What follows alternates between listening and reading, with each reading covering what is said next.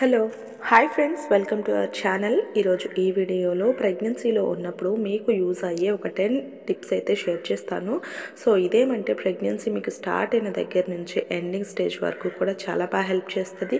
In case మీరు ఇందులోని విషయాలు కంపల్సరీగా మీకు చేస్తూ ఉన్నట్లయితే మీ కడుపులో ఉన్న బేబీ కూడా చాలా హెల్తీగా అలాగే ఆరోగ్యంగా ఉంటుంది అండ్ సంతోషంగా కూడా ఉంటుంది. సో ఈ టిప్స్ అనేవి మీరు ఫాలో అవుతున్నారా లేదా అనేది ఒకసారి చెక్ చేసుకోండి. అండ్ ముందు మీరు ప్రెగ్నెన్సీలోకి ఎంటర్ అవ్వగానే స్ట్రెస్ అనేది ఫ్రీగా ఉండాలి. అంతవరకు ఎలాంటి టెన్షన్స్ ఉన్నా ఏమున్నా కానీ ఎప్పుడైతే మీకు ప్రెగ్నెన్సీ అనేది కన్సీవ్ అయ్యారో సాధ్యమైనంత వరకు సంతోషంగా ఉండడానికి మాత్రమే మీరు చూసుకోవాలి. ఎలాంటి ఇరుకు ఇబ్బందులు ఉన్నా కానీ వాటిని కాస్త మర్చిపోవడం మంచిది. ఎందుకు అని అంటే ప్రెగ్నెన్సీ జర్నీ అనేది లైఫ్లో చాలా అత్యున్నతమైనది. సో అందరికీ అనుకున్న వాళ్ళందరికీ కూడా వీలుగా అయితే ఉండదు. సో అలాంటి అదృష్టం మీకు వచ్చినందుకు ఫస్ట్ చాలా మీరు బేబీకి ఇవ్వవలసింది స్ట్రెస్ ఫ్రీ మాత్రమే. సంతోషంగా ఉండండి. మీరు సంతోషంగా ఉంటే ఆటోమేటిక్గా కడుపులో పెరుగుతున్న బేబీ కూడా సంతోషంగా ఉంటుంది. కొంతమంది డాక్టర్ టెస్ట్కి అలాగా స్కానింగ్స్కి వెళ్ళినప్పుడు బేబీ చాలా వీక్గా ఉంది, బేబీ అంత యాక్టివ్గా మూవ్స్ అవ్వట్లేదు అని చెప్పినప్పుడు డాక్టర్ మీకు చెప్పే విషయం ఒకటే, మీరు స్ట్రెస్ ఫ్రీ అవ్వండి, ఎలాంటి ఇబ్బందులు అనేవి పెట్టుకోకండి, మనసులో ఎక్కువ ఆలోచనలు పెట్టుకోకండి. సో అది మీకు ఎప్పుడైతే దూరం అవుతుందో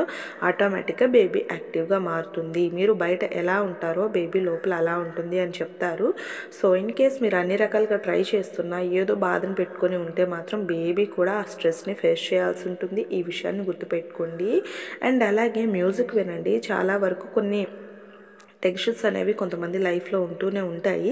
వాటిని మర్చిపోవడం అంత ఈజీగా అయితే ఉండదు. అండ్ మనకు చాలా ఇంపార్టెంట్ అయిన వాళ్ళు మన జీవితంలో లేకపోయినా చాలా ఇబ్బంది అయితే అనిపిస్తూ ఉంటుంది. అది అంత తొందరగా మర్చిపోలేము. కాబట్టి మీరు మ్యూజిక్ వినండి. మ్యూజిక్ వింటూ ఉన్నట్లయితే మీ కడుపులో ఉన్న బేబీ కూడా దాన్ని గ్రహిస్తుంది. కొంచెం స్ట్రెస్ ఫీల్ అనేది కాస్త తగ్గుతుంది.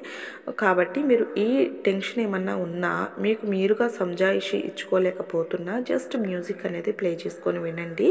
మ్యూజిక్ ఏమంటే మీరు జస్ట్ ఫోన్ కానీ ఏదన్నా మ్యూజిక్ కానీ ఎయిడ్స్కి పెట్టుకోకుండా జస్ట్ నార్మల్గా వదిలేసి పక్కన పెట్టండి.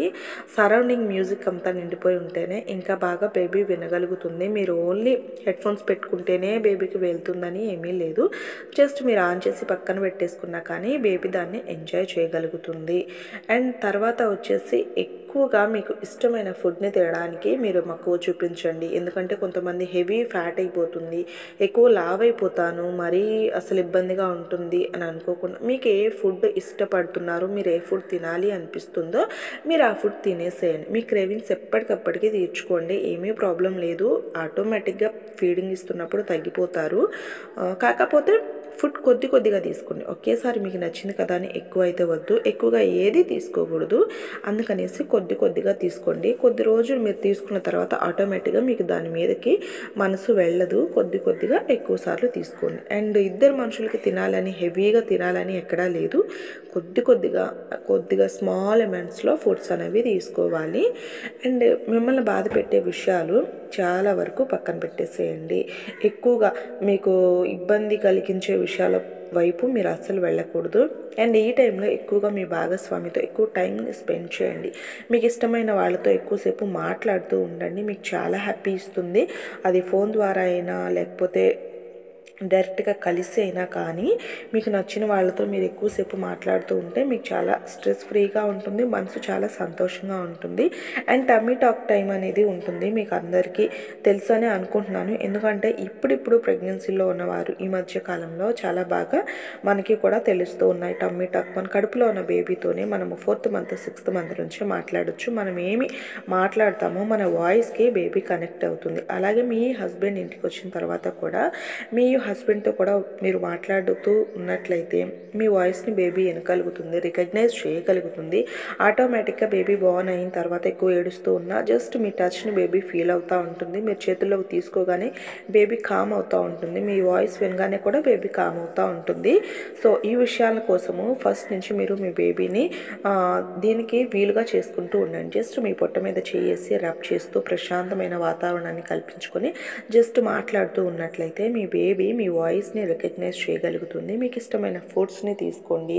అండ్ అలాగే మార్నింగ్ ఈవినింగ్ కంపల్సరీగా వాకింగ్ చేస్తూ ఉండండి. అండ్ మ్యూజిక్ వింటూ వాకింగ్ చేయడం కూడా ఒక అలవాటుగా చేసుకోండి. అలాగే బేబీ 6th మంత్కి వచ్చేసరికి వినగలుగుతుంది అండ్ చూడగలుగుతుంది. కాబట్టి ఎక్కువగా ఎక్స్పోజింగ్ అయ్యే లైట్స్ దగ్గర మీరైతే ఉండొద్దు. అండ్ హార్ష్ కెమికల్స్తో ఉన్న క్రీమ్స్ కూడా ఏమీ వాడొద్దు. అవి మీకు మీ బేబీకి అంత మంచివి అయితే కాదండి. ఈ విషయాల్ని గుర్తుపెట్టుకోండి. అంతేకాకుండా ఎక్కువగా మైండ్ని కొంచెం రిలీఫ్ చేసే గేమ్స్ ఉంటాయి, పజిల్ గేమ్స్ లాంటివి.